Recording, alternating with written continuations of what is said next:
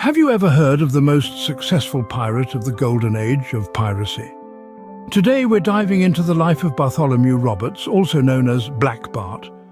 Born in Pembroke County, Wales in 1682, Roberts, then known as John, began his seafaring life at the tender age of 13. This early exposure to the harsh realities of the sea shaped him into a tall, deeply tanned and weather-worn individual, attributes that later contributed to his fearsome nickname, Black Bart. There's a darker tale behind this moniker too. It's said that Roberts had a penchant for torturing his captives, particularly the French, to extract information about their hidden treasures. In one infamous incident in October 1720, he had his men cut off the ears of a group of Dutch captives. Some were even hanged and used as targets for practice. It's clear that Black Bart was not a nickname lightly earned. In his early career, Roberts served as second mate aboard the Princess of London, a slave ship that journeyed between West Africa and London. It was on this ship that his life took a dramatic turn. In February 1720, the Princess was captured by the Welsh pirate Howell Davis. Whether by force or choice, Roberts found himself joining the crew of his captor. It was at this point that John Roberts vanished, replaced by Bartholomew Roberts, a change meant to throw off the scent of the authorities. As fate would have it, Howell Davis met his end in a confrontation with Portuguese authorities on the island of Princes off the West African coast. His crew needed a new leader, and they found one in Roberts. Elected by his fellow pirates, Bartholomew Roberts assumed the captaincy of the ship, setting the stage for his legendary career as a pirate. Bartholomew Roberts was no ordinary pirate. After Davis's death, the crew elected Roberts as their captain, marking the start of his infamous career as a pirate. With Roberts at the helm, the crew sought revenge for Davis's death. Thus, the island of Princes felt the wrath of Bartholomew Roberts. The fort that had claimed the life of his predecessor was razed to the ground, as was the nearby town. A clear message to all who dared cross the path of this emerging pirate force. The exploits of Roberts were not confined to one locale, however. He crisscrossed the Atlantic, his bloody path drawing a jagged line from the coast of West Africa to the Caribbean, down to Brazil, and up along the east coast of North America. He was not a pirate who nibbled at the edges of commerce. No, Roberts feasted. Entire fleets fell prey to his voracious appetite for plunder. One such episode saw Roberts intercepting a fleet of 11 vessels off the West African coast in January 1722. The captains of these slave ships were faced with a grim choice: part with a hefty quantity of gold or watch their ships burn. One captain dared to refuse. His defiance was met with a chilling indifference. His ship was covered in tar, set ablaze, and left to burn into a wreck.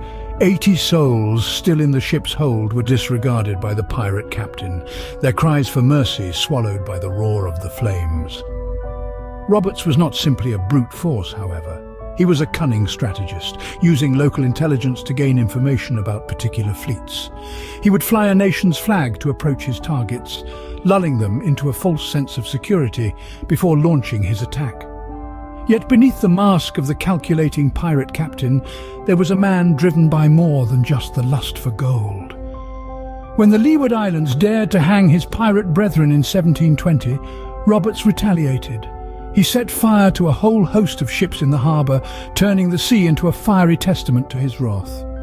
Roberts was a cunning strategist, using local intelligence and deceptive tactics to capture his targets, but his actions were not always driven by the lust for gold. Roberts was not just a pirate, he was a force of vengeance. Bartholomew Roberts, or Black Bart, was a man who did not shy away from retribution. His thirst for vengeance was most notably unleashed in the Leeward Islands in 1720. The islands became a stage for his wrath when he set ablaze a multitude of ships anchored in the harbour. This act of fiery retribution was not without cause. The island of St. Kitts had recently become a gallows ground for his pirate brethren, and Roberts was not one to let such an act go unpunished. But his exploits did not end there. The notorious pirate continued his reign of terror across the Atlantic. He was more than a mere marauder, he was a strategist, a master of the sea. His cunning tactics allowed him to capture not just single ships but entire fleets. In January 1722, off the West African coast, Roberts and his crew took control of 11 vessels. The captains of these ships, many of which were laden with slaves, were asked to pay a hefty sum in gold for their freedom. This gold was initially intended to purchase slaves, a transaction Roberts disrupted with his audacious piracy. One captain dared to defy Roberts, refusing to pay the demanded ransom. In response, Roberts demonstrated his ruthlessness. He covered the defiant captain's ship in tar and set it ablaze, reducing it to a wreck. Tragically, 80 slaves in the ship's hold were disregarded by the pirate captain, illustrating Roberts' merciless nature. Roberts was a master of manipulation and disguise, often capturing mariners to gain intelligence about particular fleets.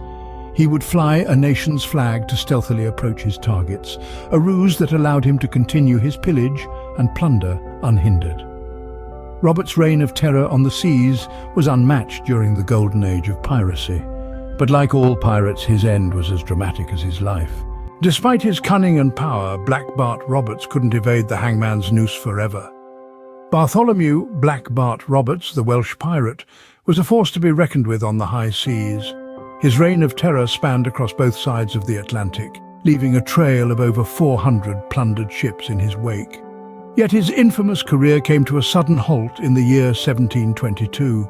Roberts, known for his flashy wardrobe and provocative Jolly Roger flags, was a man who relished the thrill of the chase and the spoils of his victory.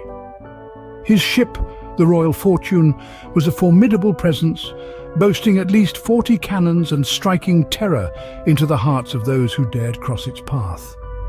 Yet despite his power and prowess, Roberts was not invincible.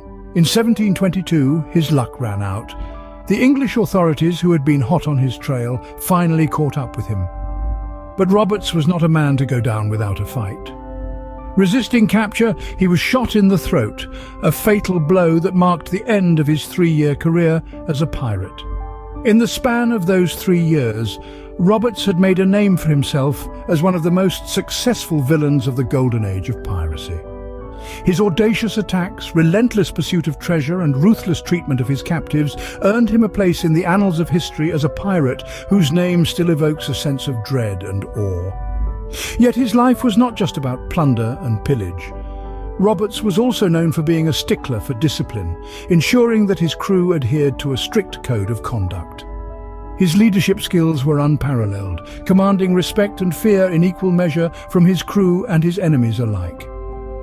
Bartholomew Roberts, the most successful pirate of the golden age of piracy, left an indelible mark on history. His life serves as a potent reminder of the lawless and brutal world of piracy during this period.